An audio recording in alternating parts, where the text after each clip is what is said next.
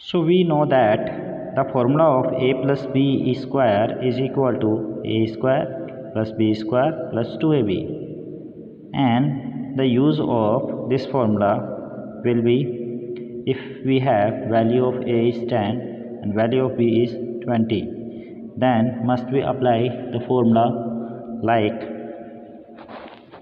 10 square plus 20 square plus 2 multiply with 10 multiply with 20. So simply we are putting the value of a is 10 and b is 20 in this formula.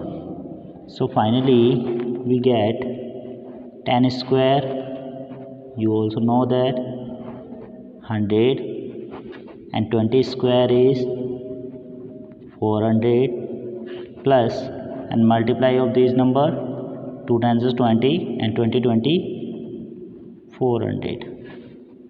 Now finally you get the answer 400 plus 400 plus 100. Now quickly solve this question by using this formula and write the answer in comment box. What will you get? This question in comment box.